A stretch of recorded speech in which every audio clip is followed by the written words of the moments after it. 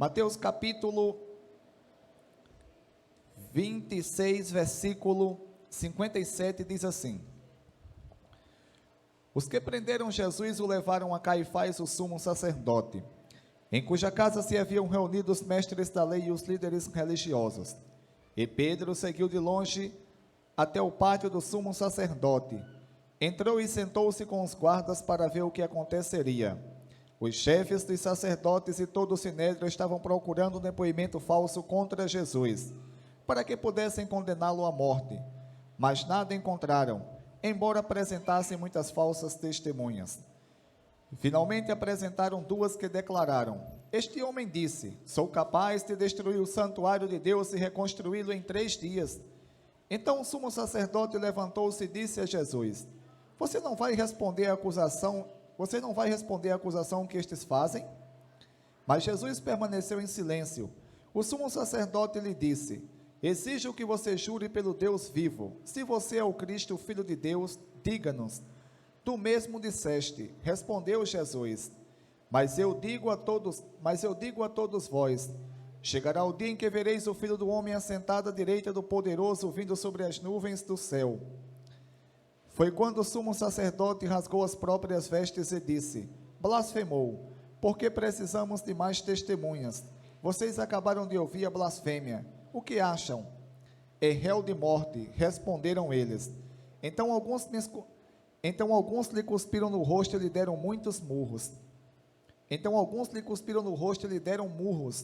Outros lhe davam tapas e diziam: Profetiza-nos Cristo. Quem foi que bateu em você? Oremos ao nosso Deus e orem por mim, para que eu venha fazer a exposição da palavra de Deus corretamente. Oremos. Bendito Deus, eterno, poderoso, santo, excelso, magnífico, exaltado nas alturas, Criador, independente, santo, poderoso, soberano sobre toda a criatura, Senhor nos céus, na terra, no inferno, Senhor acima de qualquer um outro que possa existir, porque na verdade tudo que existe é criatura do Senhor. Deus poderoso, em nome do teu Filho amado Jesus Cristo, obrigado por cada um, Deus, que está aqui, por chegarmos aqui, Deus, e prestarmos culto ao Senhor. É como disse Josivaldo, estamos aqui porque o Senhor, Deus, nos fortaleceu. O Senhor nos chamou, nos encheu com a sua graça, com o seu amor, e nos concedeu vigor para estarmos aqui. Santo Deus, em nome do teu Filho amado Jesus Cristo, obrigado pela tua palavra. Deus, o Senhor que é grande, que é poderoso, se fez homem, se humilhou, Deus, ao mais baixo nível, para vir à terra e morrer por toda a humanidade. E Deus, eu peço ao Senhor, em nome de Jesus, que o Senhor ilumine a minha mente, me dê, Deus, o entendimento correto da tua palavra, para que assim eu possa fazer a exposição da mesma, Deus, e todos que aqui estão possam aprender, e assim crescermos na graça e no conhecimento do Senhor. Deus, aplica as tuas palavras aos nossos corações, assim te louvo e te agradeço em nome de Jesus, amém. Graças a Deus.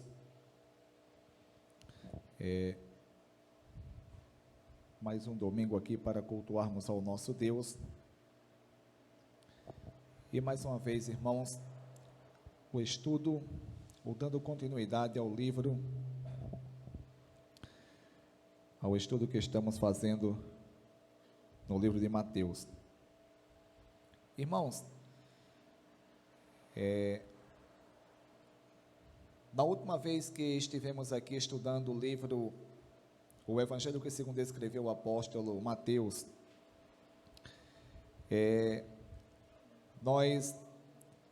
eu fiz a exposição da perícope, onde Jesus ele é preso.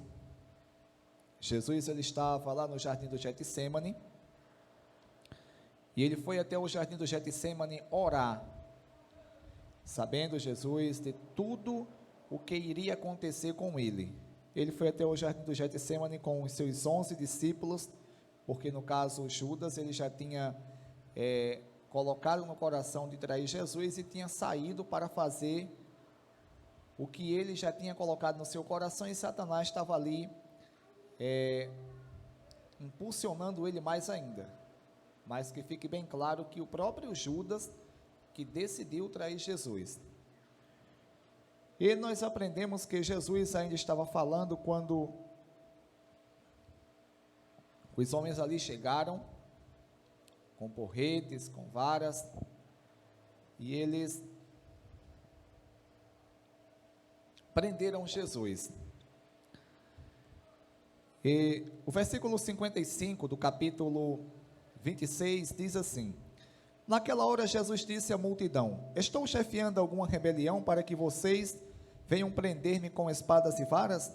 Todos os dias estive ensinando no templo, e vocês não me prenderam. Mas tudo isso aconteceu para que se cumprissem as escrituras dos profetas. Então todos os discípulos o abandonaram e fugiram. E nesse momento que todos os discípulos, eles abandonaram Jesus e fugiram,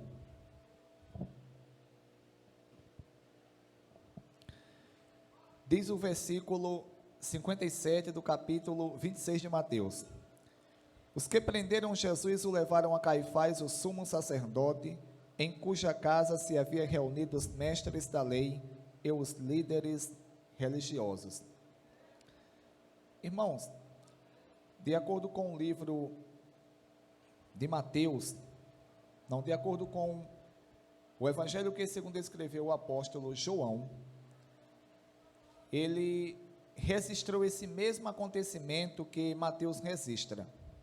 Na verdade, os 4 evangelhos, Mateus, Marcos, Lucas e João, eles registraram esse mesmo acontecimento. E cada um desses evangelistas que registraram, eles trouxeram informações importantíssimas para nós. No caso aqui, o apóstolo Mateus, ele vai dizer que Jesus foi preso e foi levado diretamente a Caifás. Só que quando nós lemos o evangelho de Jesus Cristo, que segundo escreveu o apóstolo João, João vai registrar que ele foi primeiramente levado a Anás, que era o sogro de Caifás, e já tinha sido sacerdote há um tempo atrás, e Anás ele tinha saído, ou tinha perdido o ofício de sacerdote, o cargo, exatamente por umas questões de escândalos que tinha surgido na vida dele, mas ainda tinha um certo tipo de popularidade e reconhecimento também ali de algumas pessoas. Irmãos,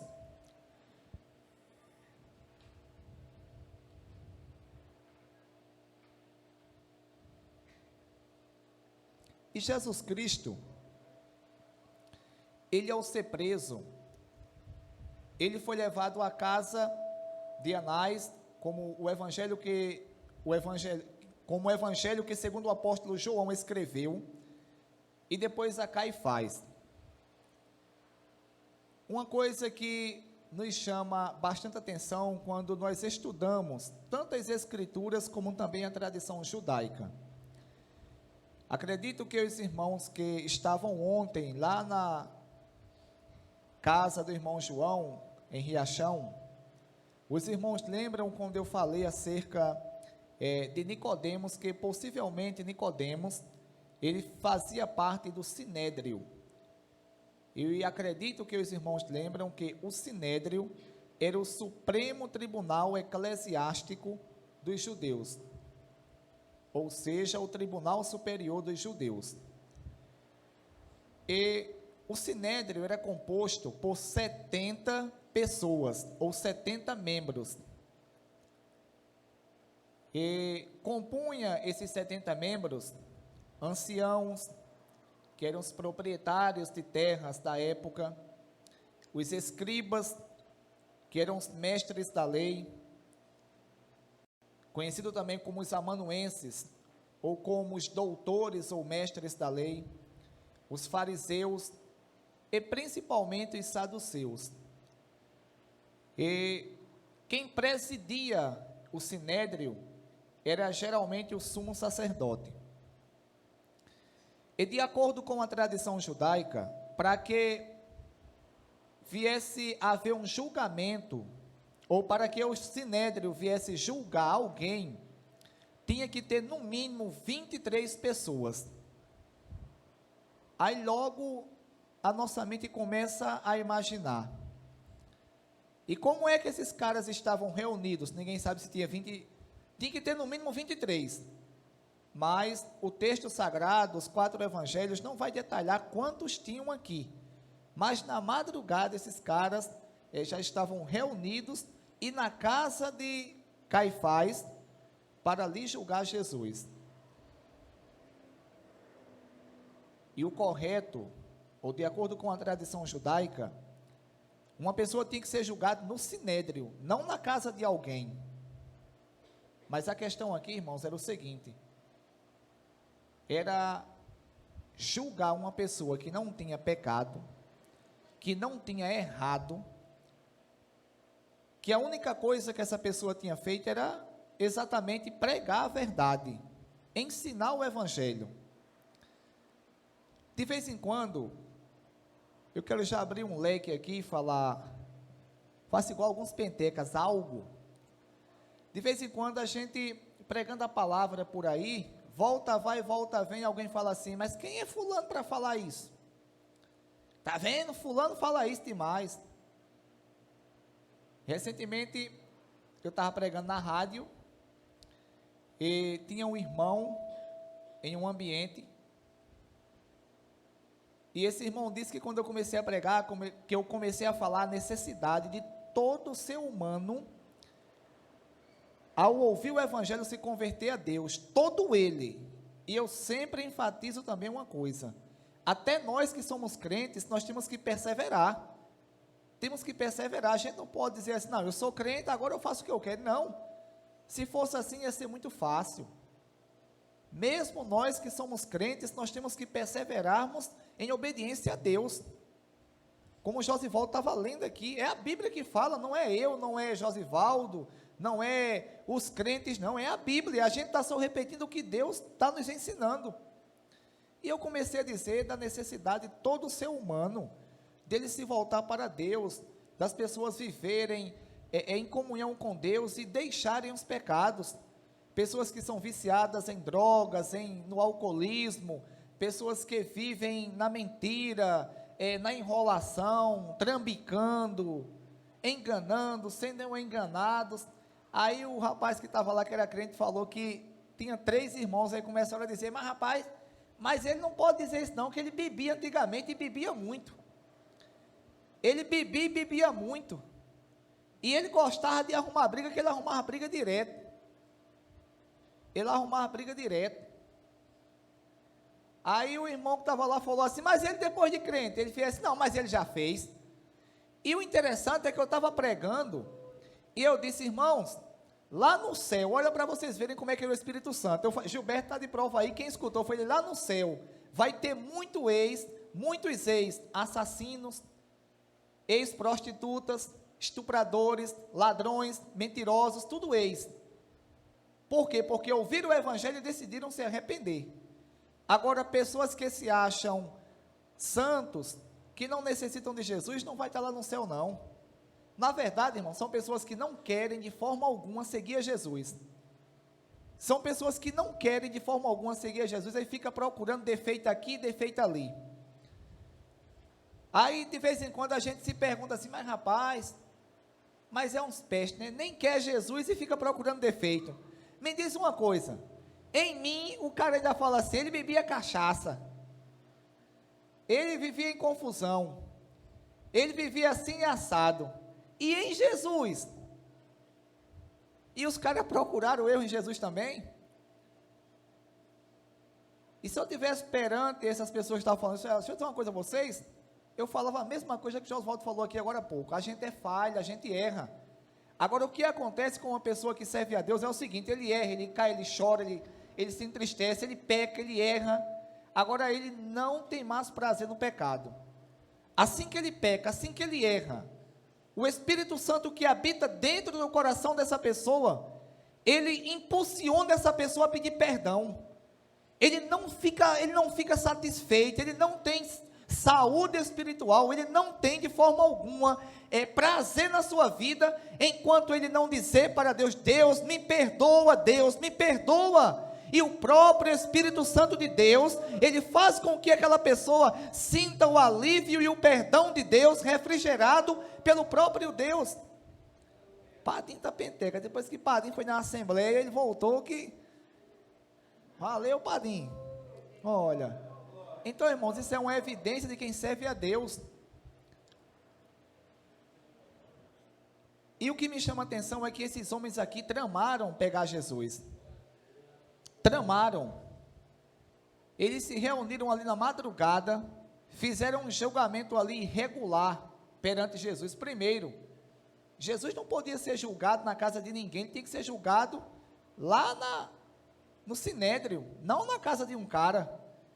Pronto, um exemplo, uma pessoa comete um crime, aí a polícia pega, vai levar lá para a casa da promotora, não, da juíza, não, vai levar para a casa do delegado, não, vai levar o cara para a delegacia se estiver aberto, aí de lá tem todos os procedimentos, ele vai ficar preso logo de imediato, ou se ele vai responder o processo em liberdade. E os caras aqui, eles irregularmente, simplesmente, irmãos, com inveja, e também pela questão deles não quererem servir a Jesus.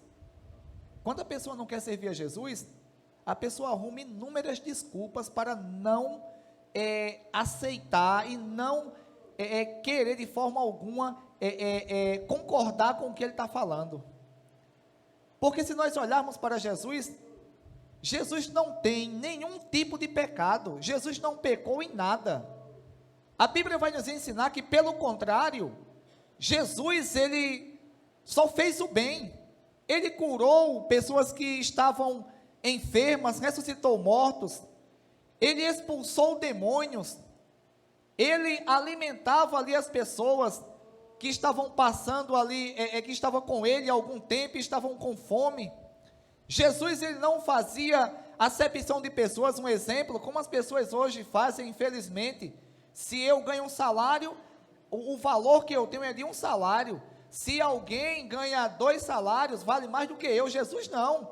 Jesus chegava para Zaqueu, que era um homem que tinha posses, para Nicodemos, que era uma autoridade entre os judeus e possivelmente um homem rico, para José de Arimateia, que era um homem rico da época, e conversava e pregava o evangelho para eles. E quando Jesus, ele se deparava ali com o cego Bartimeu, com os mendigos, com os leprosos, ele atendia as pessoas da mesma forma e pregava o evangelho com a mesma propriedade, sem fazer de forma alguma acepção de pessoas, mostrando que Jesus, ele é perfeito.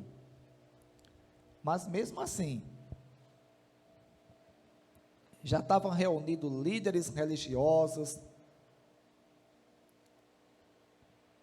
os chefes dos sacerdotes.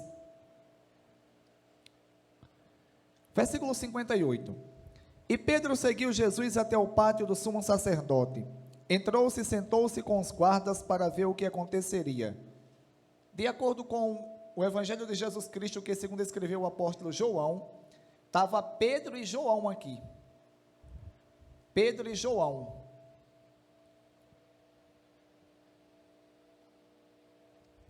Estava Pedro e João. E João, ele era conhecido do sumo sacerdote, ele entrou primeiro, aí depois ele foi e chamou Pedro, e Pedro também entrou, porque João era conhecido do sumo sacerdote. E eles ficaram olhando ali para ver o que aconteceria com Jesus.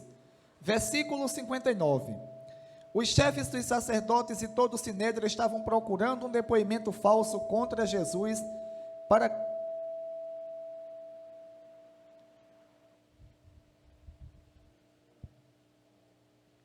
para que pudessem condená-lo à morte. Mas nada encontraram, embora se apresentassem muitas falsas testemunhas. Irmãos, e esses homens que não encontraram nenhum tipo de falha em Jesus, eles estavam procurando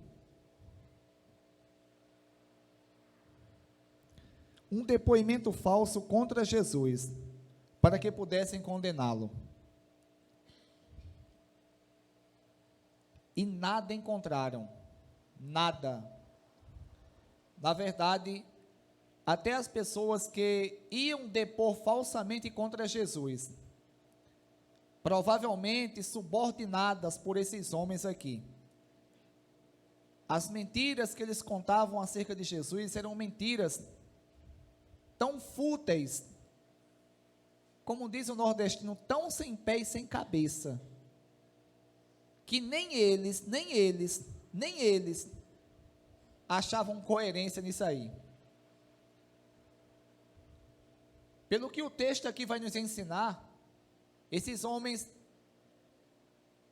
deveriam eles subordinaram ali as testemunhas falsas, e quando as pessoas chegavam e contavam algo, eles diziam, não, esse aí não cola não, esse aí não dá certo não, esse aí não dá certo não. E mesmo assim, irmãos, Jesus,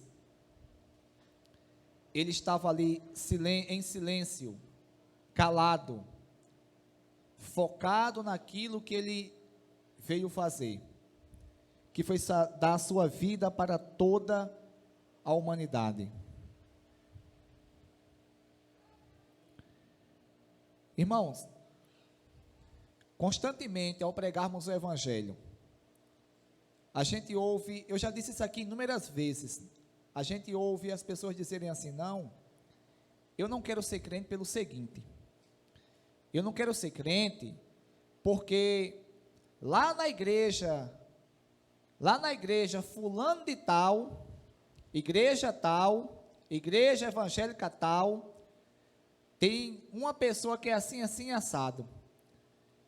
Ou então diz, eu não vou ser crente porque o pastor, ele é dessa forma, ou o filho do pastor é assim. Ah, eu não vou ser crente por conta que tem um irmão ou irmã que passa por mim e nem olha. Agora vem cá, a gente sabe muito bem que hoje, infelizmente, isso aqui eu digo com tristeza no meu coração, tem muitas e muitas igrejas que eu não aconselho uma pessoa a ir nela, eu não aconselho, e biblicamente eu mostro o porquê, biblicamente, mas eu vou dizer uma coisa a vocês agora com toda a convicção, essas igrejas que eu não aconselho é porque não tem ensinamento, ou então a motivação do seu líder religioso é apenas arrecadar dinheiro, enriquecer ilicitamente, fica pedindo muito. Mas digo uma coisa a vocês com toda a convicção, a igreja evangélica, ou seja ela qual for, ela por pior que ela seja, ela não vai dizer assim, venha para cá e siga o líder, siga o pastor, venha para cá e você a partir de amanhã ou a partir de agora, você vai ser um discípulo do pastor, você vai imitar o pastor, não.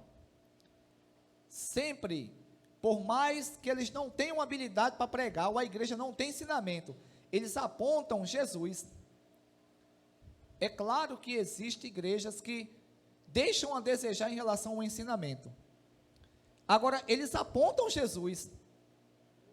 E quando as pessoas não querem seguir a Jesus, elas criam inúmeras dificuldades, porque na verdade essas pessoas não querem servir a Jesus. Elas não querem andar de conformidade à palavra de Jesus. Irmãos, não é brincadeira não, a palavra de Jesus, ela é muito séria. Nós que já somos crentes, que servimos a Jesus, todos os dias quando nós abrimos a Bíblia e lemos as Escrituras, somos confrontados pela palavra de Jesus que é santa. Nós somos confrontados porque a nossa natureza é má, a nossa natureza é pecadora, a nossa natureza erra, a nossa natureza quer desobedecer a Deus em todo e qualquer momento, mas o Espírito Santo que habita em nós, ele nos impulsiona e gerou dentro de nós o desejo de nós vivermos de conformidade a essa palavra. Portanto, a todo e qualquer momento nós somos confrontados e somos também chamados, incentivados pelo Espírito a andarmos como a Bíblia ensina. Irmãos, só que tem um detalhe. Tem pessoas que querem permanecer no erro, querem permanecer da mesma forma. Agora, Josivaldo deu um texto aqui, que quando eu for pregar ou na rádio, ou ao ar livre, vou estudar esse texto, vou pregar ele. Aqueles que praticarem o bem, Deus reservou vida eterna para ele, independente de seja judeu, grego. Agora, os que praticarem o mal, ou seja, aqueles que obedecerem a palavra, Deus reservou a vida eterna. Os que rejeitaram a palavra, condenação eterna. Ninguém pensa que a gente está aqui, nós que somos crentes, é porque a gente acha bom estar lá. A gente acha legal estar lá. Só por isso não. A gente realmente acha melhor estar aqui. A gente realmente acha muito mais interessante estarmos aqui do que estar num bar agora. Ou seja, lá onde for. Agora, o motivo principal ainda não é esse. O motivo principal é porque estamos aqui cultuando a Deus, servindo a Ele. E quando a pessoa não quer seguir a Jesus Cristo, acontece como aconteceu aqui, ó. Esses cruminai aqui, eu faço igual os irmãos de Itatuba. Esses cruminai aqui, esses incrédulos, que não queriam crer em Jesus, eles tramaram ali para prender Jesus, prenderam injustamente, chamaram ali falsas testemunhas, e cada testemunho falso ali era um pior do que o outro, não convenciam nem eles mesmos.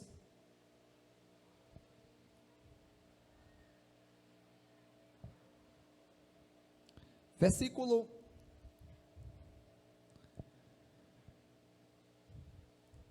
59. Os chefes dos sacerdotes e todo o sinédrio estavam procurando um depoimento falso contra Jesus. Meu amigo, parece até uma brincadeira, né? Estavam procurando um depoimento falso contra Jesus, para que pudessem condená-lo à morte. É o seguinte, irmãos, já que não encontra, olha, eu acho que eles chegaram a uma conclusão, ó, não tem como, de forma alguma, a gente ver erro nesse homem. Não tem como, de forma alguma, a gente ver erro nele. Esse homem, ele explica a palavra de Deus de uma forma que ninguém nunca explicou.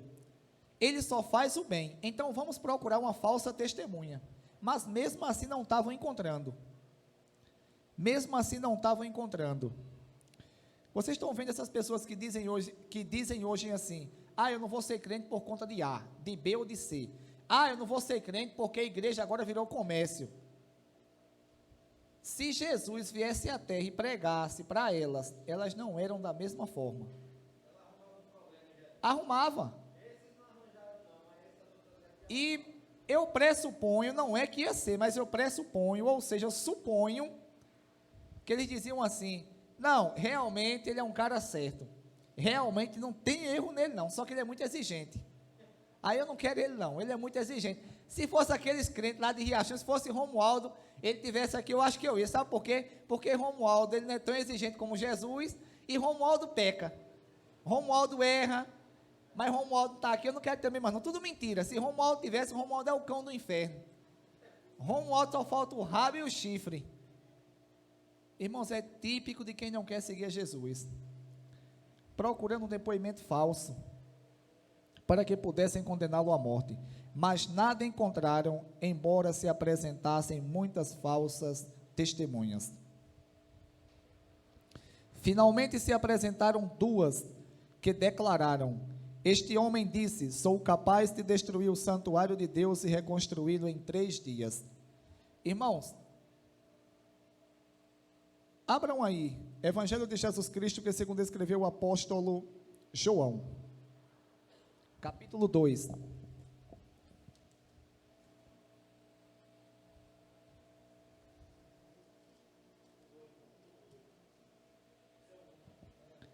Evangelho de Jesus Cristo, que segundo escreveu o apóstolo João, capítulo 2, versículo 19, do 19 em diante. Eu vou ler para adiantar. Jesus lhes respondeu: destruam este templo, e eu o levantarei em 3 dias. Os judeus responderam: este templo levou 46 anos para ser edificado, e o Senhor vai levantá-lo em 3 dias? Mas o templo do qual ele falava era o seu corpo. Depois que ressuscitou dos mortos, os seus discípulos lembraram-se de tudo o que ele tinha dito. Então creram na Escritura e na palavra que Jesus dissera. Irmãos, o versículo aqui diz: finalmente se apresentaram 2 que declararam: este homem disse, sou capaz de destruir o santuário de Deus e reconstruí-lo em 3 dias.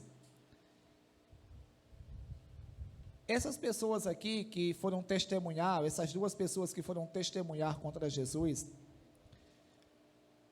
possivelmente eles podem ter estado presentes na ocasião que Jesus ele falou ou recitou os versículos que foi lido, ou então eles só ouviram só ouviram pela boca de outra pessoa que Jesus tinha falado essas coisas, só que eles fizeram uma má interpretação propositalmente do que Jesus tinha dito.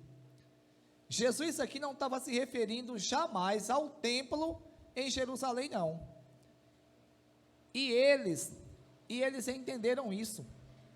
Só que eles queriam testemunhar falsamente. Por quê? Porque, de acordo com a tradição judaica, ninguém poderia lançar maldição contra o templo em Jerusalém. Eles alegaram a mesma mentira para Estevão. Estevão, quando foi apedrejado lá em Atos, capítulo 17, eles alegaram a mesma mentira. E injustamente ali, apedrejaram Estevão até a morte.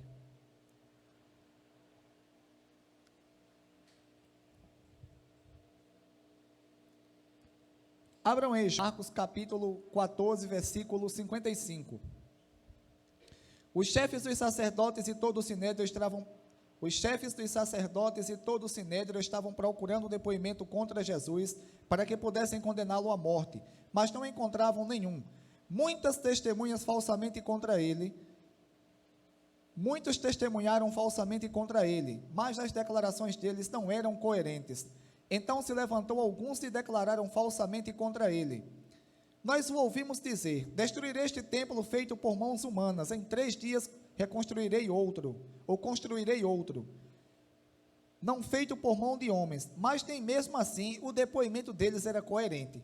Irmãos, nem mesmo essa mentira que eles contaram por último era coerente, ou seja, era uma mentira muito frajuta, e também que não, de maneira alguma, eles conseguiriam provar que Jesus tinha dito aquilo com o templo. Jesus se referiu ao corpo dele, que ele iria morrer, e ao 3º dia ele iria ressuscitar. É isso que Jesus ele está dizendo.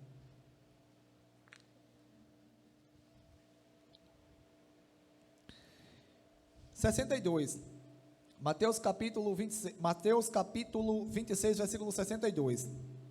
Então o sumo sacerdote levantou-se e disse a Jesus: vocês não vão responder Então o sumo sacerdote levantou-se e disse a Jesus: você não vai responder à acusação que estes fazem? Mas Jesus permaneceu em silêncio. Irmãos, diante de tudo isso, Jesus ele permanece em silêncio. Ele não diz nada. Permanece em silêncio, exatamente cumprindo-se a profecia de Isaías, capítulo 53, versículo 7, que diz que Jesus, como um cordeiro mudo, ele foi levado ao matadouro. Eu fico impressionado, irmãos, com tamanha tranquilidade de Jesus, tamanha sabedoria de Jesus, em meio a essa dificuldade e a tantas e tantas dificuldades que ele enfrentou no seu ministério. Alguns dias atrás, eu estava meio perturbado da mente, ou com a mente, porque isso acontece com qualquer um de nós. Os problemas, as dificuldades, tudo parece que em um momento só vai juntando, e a gente fica meio aperreado. E há alguns dias atrás eu estava orando a Deus, em Deus, que o Senhor me dê tranquilidade nesses momentos difíceis, porque, irmãos, está tranquilo, no momento tranquilo é bom demais.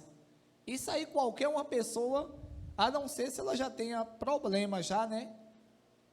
Ela não vai ter, mas está tranquilo, no momento tranquilo é bom demais. Agora, nos momentos de dificuldades, nos momentos onde pessoas se opõem a você, críticos, pessoas começam a lançar críticas que, na verdade, não tem nada a ver com nada, junta-se já com as coisas do dia a dia. O ser humano, irmãos, ele tende a se perturbar, a se aperrear. E muitas vezes, nesses momentos, nós acabamos errando. Agora, um grande exemplo para nós é Jesus. Porque Jesus, diante de toda a oposição que teve contra ele, quando esteve pregando, quando esteve em todos os momentos que ele viveu aqui na terra, teve opositores a Jesus e opositores fortemente. Satanás, ele usou pessoas malignamente para atormentar ali, ou tentar fazer com que Jesus viesse errar. O próprio Satanás, ele, pessoalmente, ele foi até Jesus, e sem contar que os opositores de Jesus, irmãos, eram inúmeros, e Jesus continuava com a mesma calma, com a mesma tranquilidade. Irmãos, isso nos faz refletir o seguinte, que nós que servimos a Deus, em meio às dificuldades que nos acomete, a gente tem que confiar em Jesus, tanto na tranquilidade como também na dificuldade, temos que confiarmos nele. Nos momentos que estivermos preocupados, aperreados, angustiados, a tribulação estiver quase nos afogando dentro de nossa mente, a gente tem que pedir a Jesus tranquilidade, calma, pedir que Ele nos guie, que Ele nos oriente, que Ele nos encha com o seu poder, que nós venhamos ter o mesmo sentimento que Ele teve, de longanimidade, de perseverança. Sentimento esse, irmãos, de obediência que ele teve como homem. Ele obedeceu a Deus até o último momento, irmãos. Porque imagina só, Jesus poderia muito bem nesse momento aqui, ele chegar e falar: ei, calma aí, agora eu me invoquei. Que negócio é esse? Um monte de gente aí, todo desmantelado, gente de toda qualidade. O sumo sacerdote era o safado pior que tinha, me desculpa a expressão. Judas tinha entregado Jesus, roubava a bolsa, sempre roubava, e Jesus sabia disso. Essas pessoas aqui tinham sido contratadas ilicitamente, exatamente para condenarem Jesus falsamente, e Jesus manteve-se calado, tranquilo. Irmãos, e muitas vezes, nesses momentos difíceis de nossas vidas, sabe o que é que a gente faz? Infelizmente, a gente cai também na onda e nos aborrecemos. E acabamos errando mais do que as pessoas que estão à nossa volta, estão como opositores. Quantos e quantos aqui? Eu sei que eu que estou pregando, pessoalmente, eu posso dizer isso. Infelizmente, eu digo isso de mim. Em alguns momentos, algumas pessoas fizeram alguma coisa, algo comigo, injustamente. E no momento, irmãos, de dificuldade, sabe o que aconteceu? Eu tomei uma atitude e errei mais do que elas. E não tenho vergonha de dizer isso aqui, não. Não tenho um pingo de vergonha, sabe por quê? Porque isso aqui, pelo menos, eu reconheço que eu erro. O ruim é quando a pessoa está todo desmantelado, igual uma pessoa que eu conheço, fala: irmão, volta o que você era, aquela tocha, aquele fogo que você era. Oxente, tu quer o quê, hein? Pode botar uma carreta de cão agora que eu expulso aqui. Eu digo, rapaz, não fala um negócio desse não. Você está todo desmantelado. Será que você não consegue enxergar isso não? Você pode ficar com raiva de mim 1.000.000 de vezes, mas eu vou dizer isso a você. No dia que você não quer disser isso a mim, não diga isso mais não. Aí eu digo assim, pronto, agora eu sei que você está desviado, mais do que desviado ainda. Mas irmãos, nós que somos crentes, nós temos que reconhecermos os nossos erros. E sempre, irmãos, nesses momentos de dificuldades, são exatamente esses momentos que nós erramos mais e mais. Mas Jesus, diante dos opositores, diante das dificuldades, diante dos problemas, e ele certo, ele correto, ele manteve-se ali em silêncio, calmo, e em momento algum ele revidou, irmãos, provando a perfeição de Jesus. Perfeito nós não somos. Agora, uma coisa a gente pode, é pedirmos a Deus que Ele venha nos aperfeiçoar cada dia mais, para que assim nós venhamos andarmos de conformidade à sua palavra, irmãos. A Bíblia Sagrada, ela foi escrita para que nós venhamos conhecer a Deus, conhecermos a Deus, e também praticarmos os ensinamentos dEle. Então o sumo sacerdote, versículo 62, então o sumo sacerdote levantou-se e disse a Jesus, você não vai responder às acusações que estes fazem? Você não vai responder às acusações que estes fazem? Mas Jesus permaneceu em silêncio, sempre em silêncio, irmãos, da mesma forma.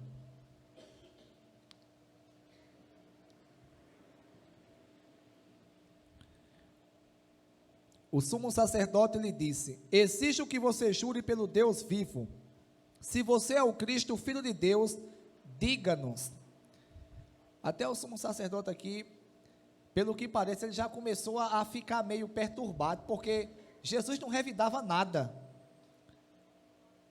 Jesus não revidava nada, irmãos.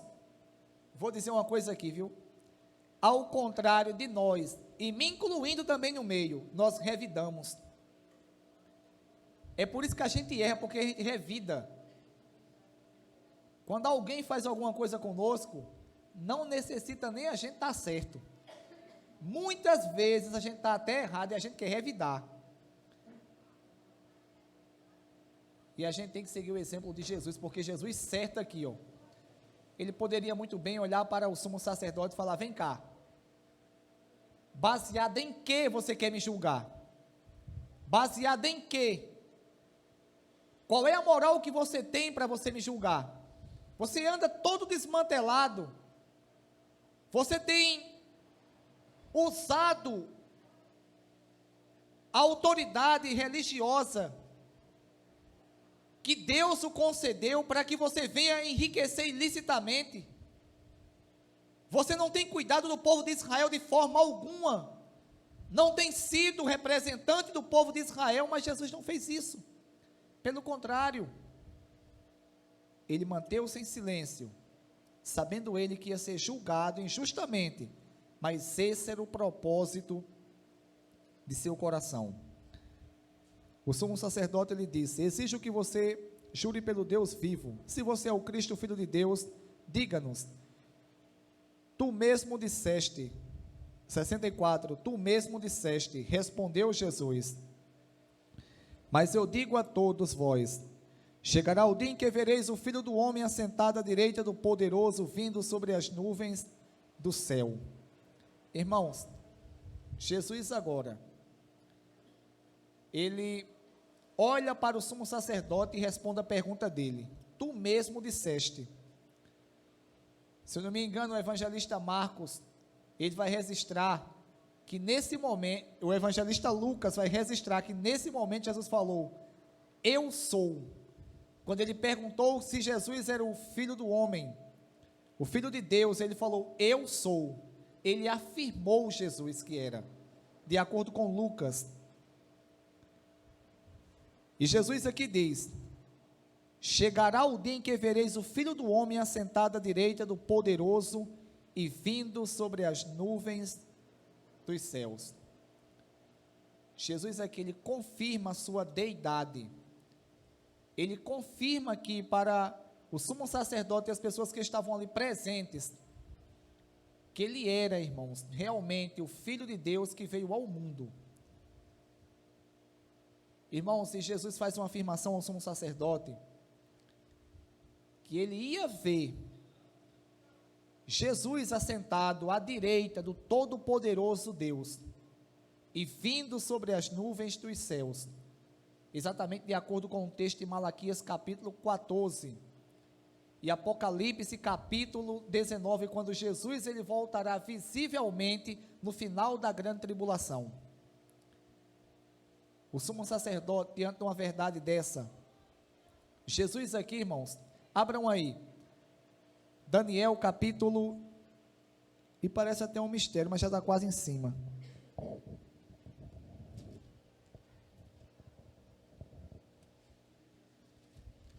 Daniel capítulo 7, versículo 13. Daniel capítulo 7, versículo 13, eu vou ler para adiantar, irmãos.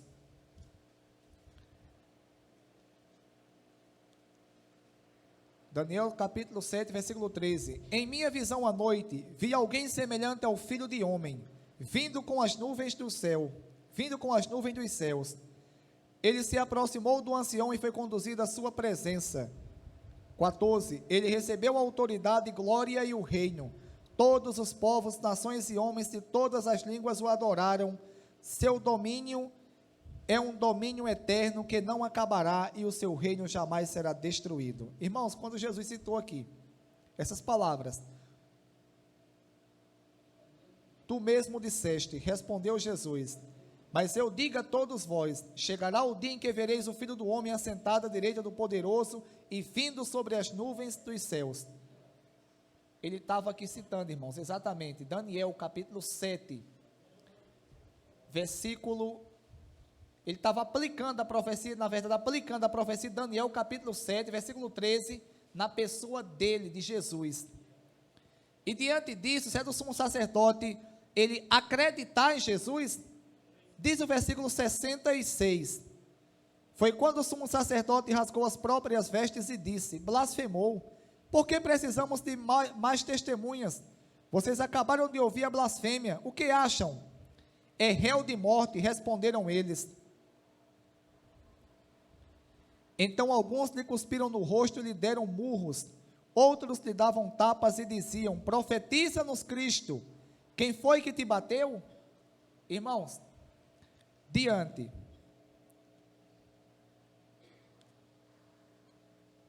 das palavras que Jesus, ele falou, citando um texto de Daniel, que todos os judeus conheciam,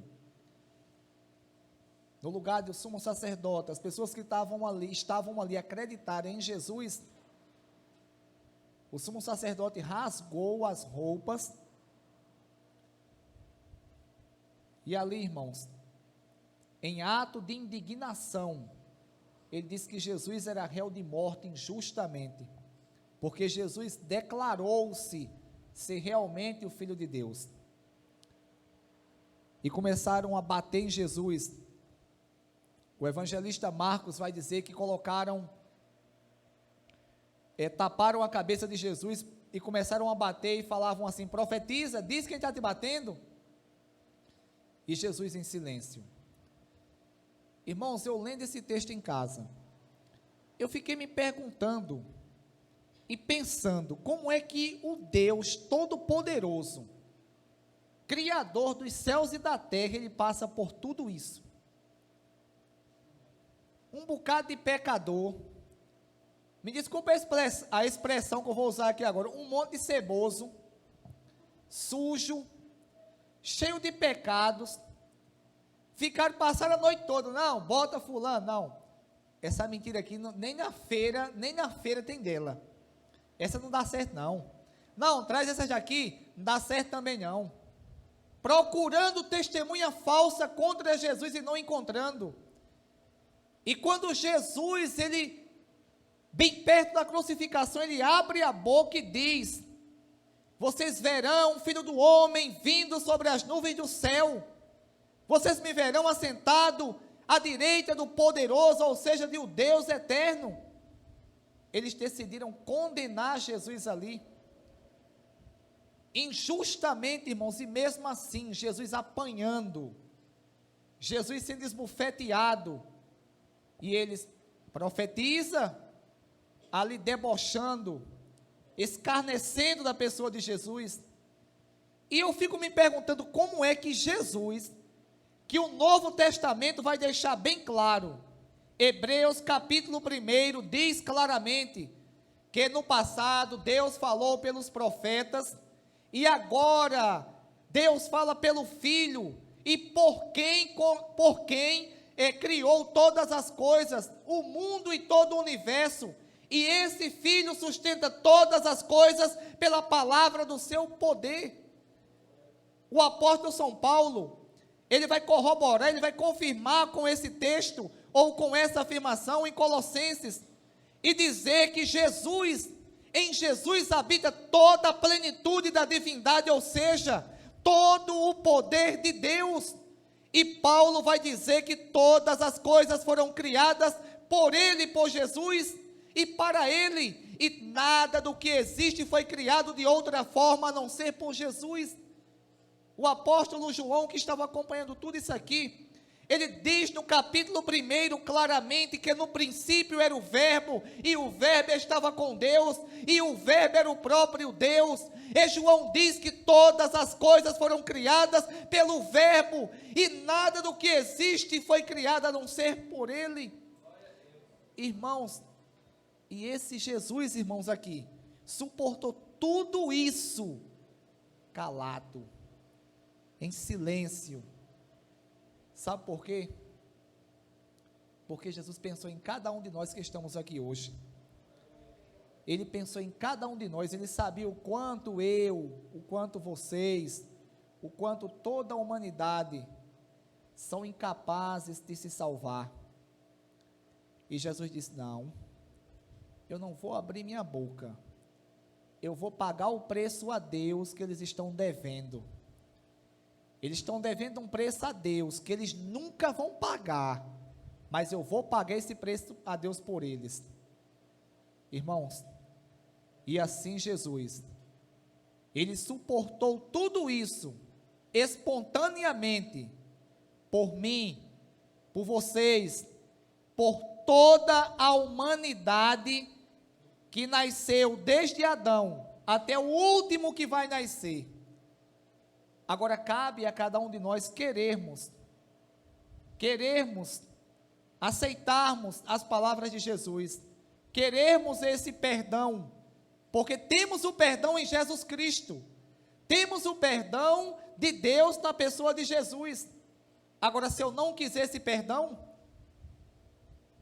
eu vou ser condenado, tanto quanto esses homens que foram as pessoas que escarneceram de Jesus nessa época. Que todos que estão aqui reflitam: Jesus morreu e sofreu tudo o que sofreu para pagar o nosso preço que devíamos a Deus. O castigo que nós merecíamos foi lançado sobre ele, e diz Isaías que esse castigo nos trouxe a paz.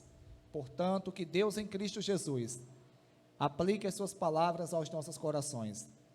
Eu fico me pensando, quando esses homens aqui chegarem perante Jesus, e olharem, e verem ele naquele esplendor de glória, todas as nações de joelho diante dele, e o sumo sacerdote, e esses algozes aqui, esses soldados, olharem para ele, e não poder dizer nenhuma palavra, só ouvir da boca dele a condenação eterna, porque rejeitaram a Jesus.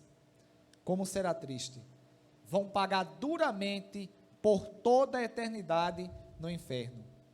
Que Deus em Cristo Jesus, irmãos, venha abrir a nossa mente, colocar arrependimento, colocar fé, colocar o desejo de nós servirmos a Ele, para que assim nós venhamos, irmãos, aprendermos de Jesus e a cada dia mais nos dedicarmos a seguirmos a Ele, para não perdermos de forma alguma essa salvação que Ele nos deu gratuitamente.